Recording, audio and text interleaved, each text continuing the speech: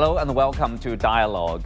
Among the first Western scholars to systematically articulate China's decisive role in the global war against fascism, Professor Hans van der Ven has devoted his academic career to the study of Chinese history and has long advocated for a stronger Asian perspective when interpreting the history of World War II.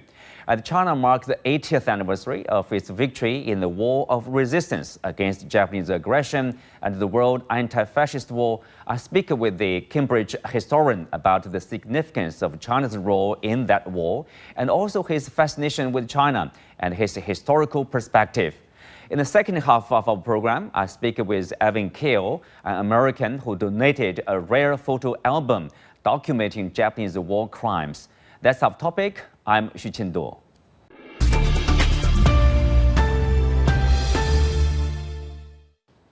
Okay, welcome to Dialogue, Professor. Let's first start with your early interest in China. You have mentioned in previous interviews that your fascination with Chinese history began during your school years in the Netherlands, and that it eventually led you to study sinology at Leiden University before pursuing a PhD at Harvard. Could you please share more about this early spark? What it was about China that first captured your imagination and influenced your basically scholar life to study Chinese history? Well, I had no good reason to study Chinese other than that I knew nothing about it, about the country, and I therefore thought this was a great opportunity to do something entirely new and probably very interesting. And it has proved that way. As soon as I got a scholarship to Harvard, I spent time in China, I met a lot of Chinese friends.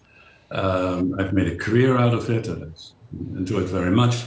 So although I had no good reason to start studying sinology in China, it became my life's fascination, and I've never wanted to do anything else.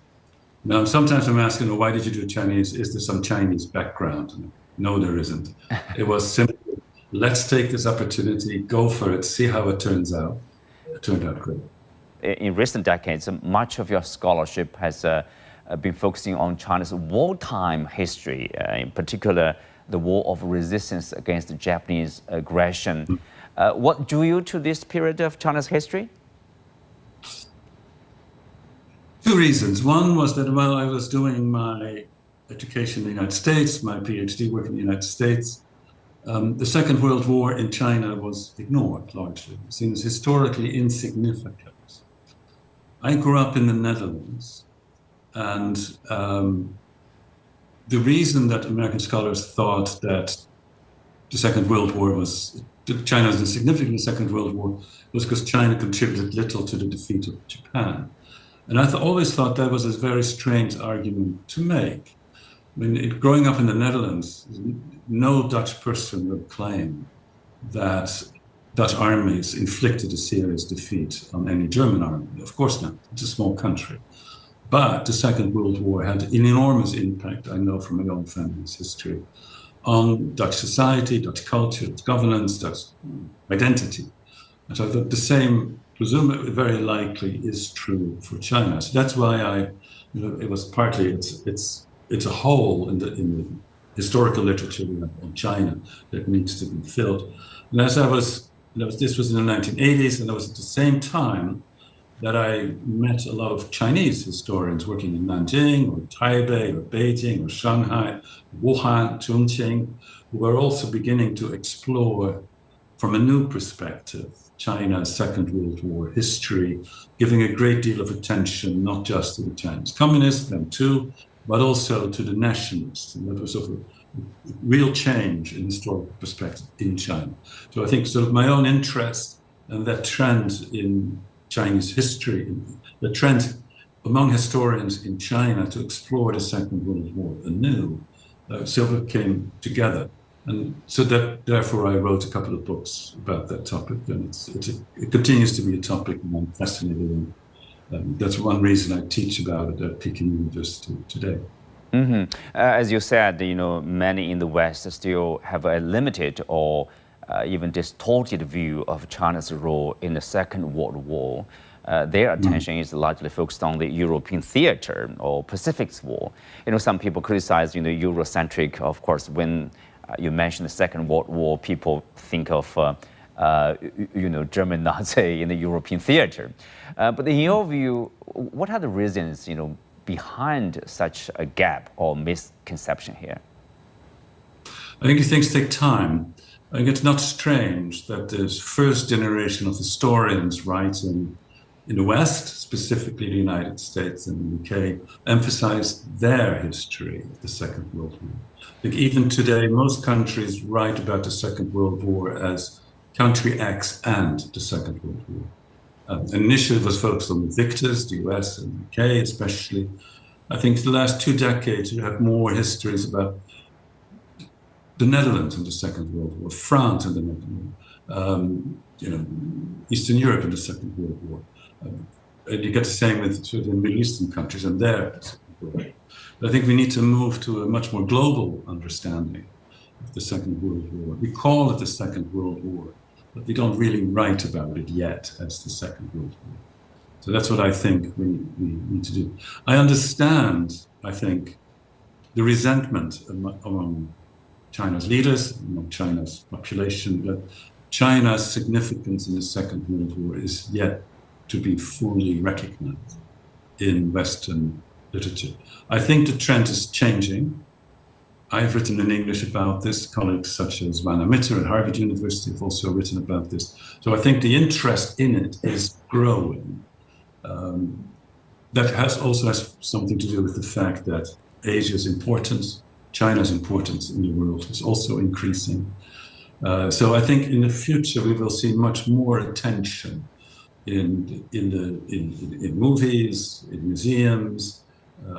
I think that's definitely the Second World War History Museum in New Orleans, in the United States, now talks a great deal about the Second World War in Asia, mostly from the perspective of America's war with Japan. But I think all that is broadening. The recognition of the great suffering, great famines that were there in Asia, in Hunan province, in China, in Java, in Indonesia, in Bengal, in India.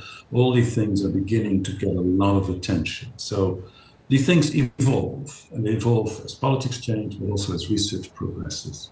Over the years, you've authored several influential works on wartime China. You are now working on the book that interprets World War II history from an Asian perspective. Could you please tell us more about this project? Oh, it's been fascinating. The book is called The Abyss, and hopefully it should come out next year.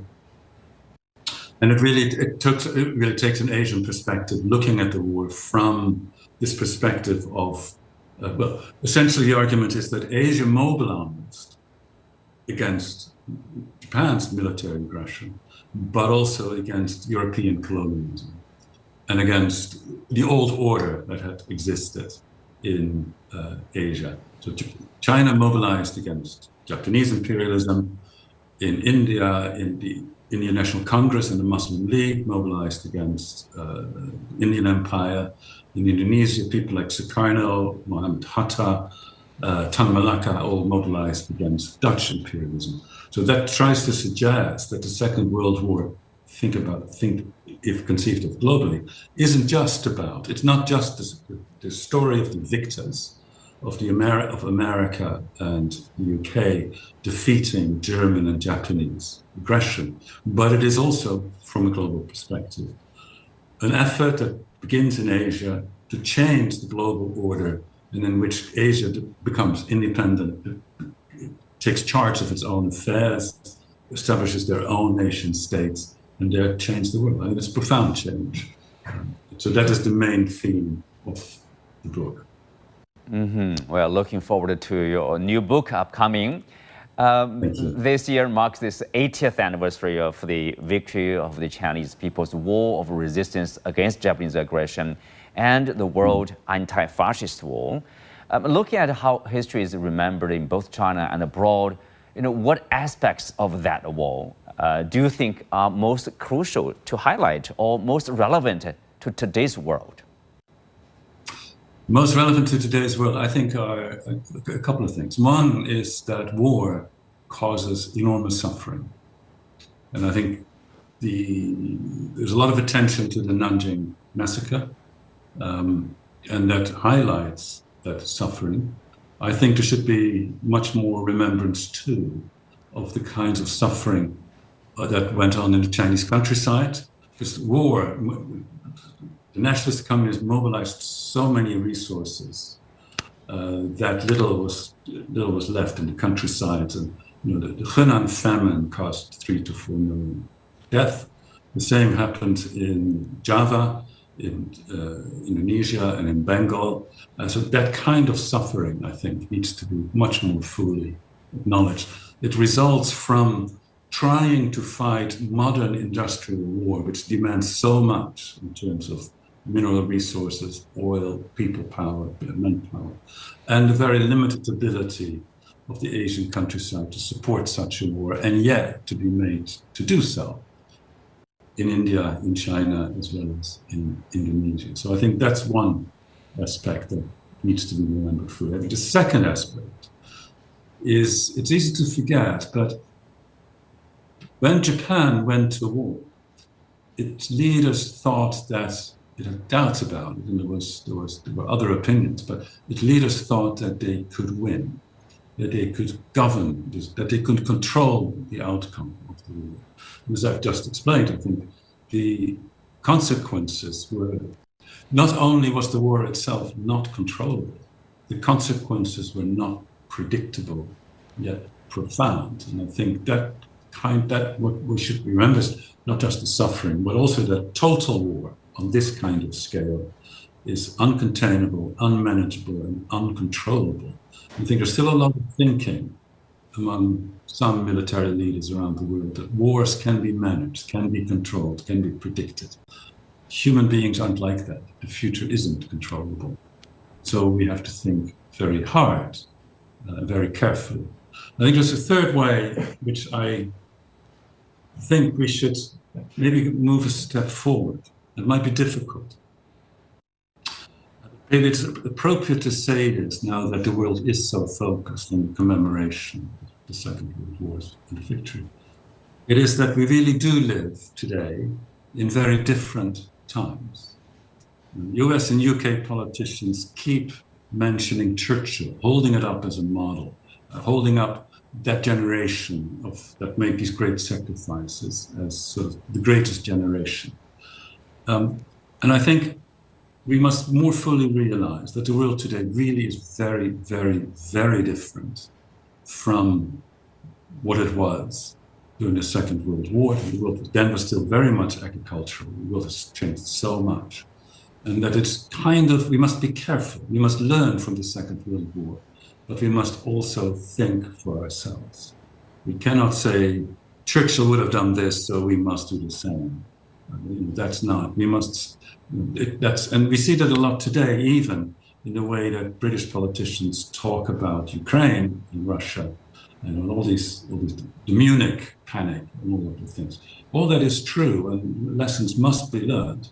But we still also must realize the enormous distance we have traveled in the last 80 years, from 1945 to today, and not quite let all these the Second World War history quite occupy our minds that much. We should sort of liberate our minds, as I think one of China's leaders. Well, thank you, Professor. Thank you for speaking to us.